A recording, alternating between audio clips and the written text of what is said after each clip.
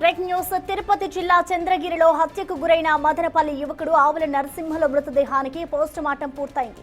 నరసింహులను నిందితులు కాళ్ళు చేతులు కట్టి నోటికి ప్లాస్టిక్ వేసి ఊపిరాడకుండా చేసి హత్య చేసినట్లుగా సిఐ వెంకటరమణ తెలిపారు. నరసింహులు తమలో ఒకరైన నాగరాజు భార్యతో అక్రమ సంబంధం పెట్టుకోవడం వల్లే కక్ష పెంచుకున్న నాగరాజు ఈ ఘాతుకానికి పాల్పడినట్లు సిఐ వివరించారు. ఈ హత్య కేసులో ప్రధాన నిందితులుగా భావిస్తున్న నాగరాజు, కత్తి నరసింహులు, నారాయణ స్వామి, మునిరాజును అరెస్ట్ చేశారు పోలీసులు.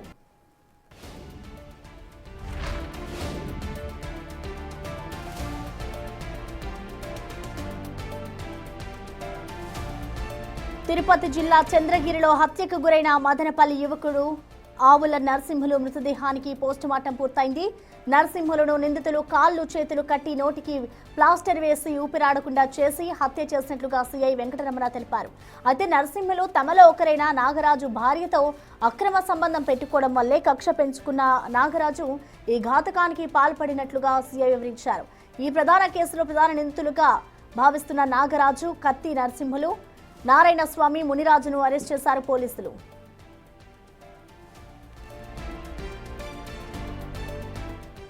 ఈ ఘటనపై మరిన్ని డీటెయిల్స్ ని మా ప్రతినిధి దామోదర్ అందిస్తారు.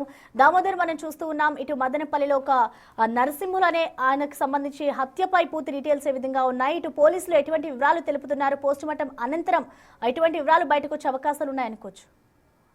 మదనపల్లి రూరల్ మండలం రామాపురానికి చెందిన నరసింహులు తాంత్రిక విద్యలతో పాటు నాటు మందులు తయారు చేసేవాడు. ఇతని స్నేహితుడు నాగరాజు గాని ముదిరాజు ఇతనితో సన్నిహితంగా ఉండేవారు. వీరు కలిసి తాంత్రిక పూజలకు కలిసి వెళ్లేవారు. ఈ సందర్భంగా ఏదైతే నాగరాజు తన భార్యతో ఏదైతే నరసింహులు సన్నిహిత సంబంధం నేర్పుతున్నాడని భావించి అతని మీద కక్ష పెంచుకున్నాడు. గత అక్టోబర్ 27వ తేదీన ఇతని హత్యకు ప్లాన్ చేశాడు. ఇందులో భాగంగా ఏదైతే శ్రీనివాసం మంగాపురానికి సంబంధించి చంద్రగిరి మండలం శ్రీనివాసం మంగాపురం సమీపంలో ఒక తాంత్రిక పూజలు చేయాలి, నువ్వు వెళ్ళు అక్కడ నేను చెప్పానని చెప్పి అతన్ని మదనపల్లిలో బస్సు ఎక్కించిన తర్వాత నేరుగా అతని వెనుక మరో బస్సులో వీరు కూడా అక్కడికి చేరుకున్నారు. శ్రీనివాసం మంగాపురంలో దిగిన తర్వాత వీరు ఓ ద్విచక్ర వాహనంలో నాగరాజు ముదిరాజులు కలిసి నరసింహులను ఒక మామిడి తోటలోకి తీసుకెళ్లి అతని కాళ్ళు చేతులు కట్టివేసి నోటికి ప్లాస్టర్ వేసి అతన్ని చంపివేసి దారుణంగా అతన్ని అక్కడే ఒక తోటలో ఒక మారుమూల పూడ్చిపెట్టి వెళ్లిపోయారు. అయితే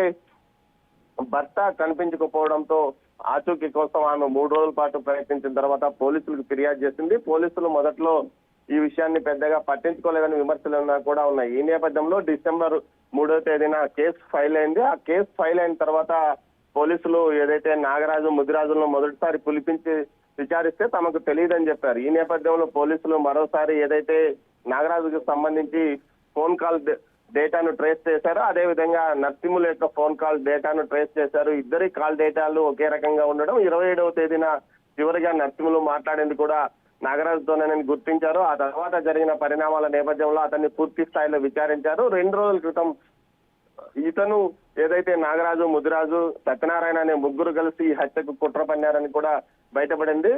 నాగరాజు, ముదిరాజులను అదుపులోకి తీసుకుని విచారించిన తర్వాత శ్రీనివాసం మంగాపురం సమీపంలోని ఒక మామిడి తోటలో హత్య చేసి పూడ్చిపెట్టామని చెప్పారు. తర్వాత అతన్ని ఆ మృతదేహాన్ని ఈ రోజు ఏదైతే నిందితుల సమక్షంలోనే కుటుంబ సభ్యుల సమక్షంలో వెలికి తీశారు.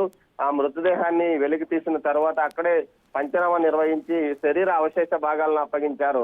గతంలో ఏదైతే పాకాల అటవీ ప్రాంతంలో కూడా ఇలాంటి వివాహేతర సంబంధానికి సంబంధించి ఓ హత్య జరిగింది.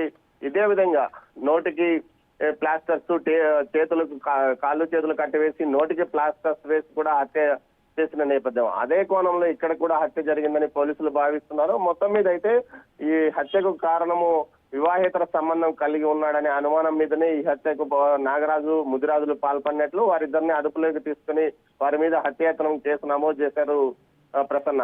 Right, thank you Damodar. So మొత్తానికి ఇటు తిరుపతి జిల్లా చంద్రగిరిలో హత్యకు గురైన మదనపల్లి యువకుడు ఆవుల నరసింహులు మృతదేహానికైతే పోస్ట్ మార్టం పూర్తయింది. ఇటు ఈ హత్యకు సంబంధించి అంటే కావాలని హత్య చేశారు, ఈ హత్యకు సంబంధించి వివాహితరమే కారణము అంటున్నట్లుగా కూడా ఇటు పోలీసులు అయితే వెల్లడించారు.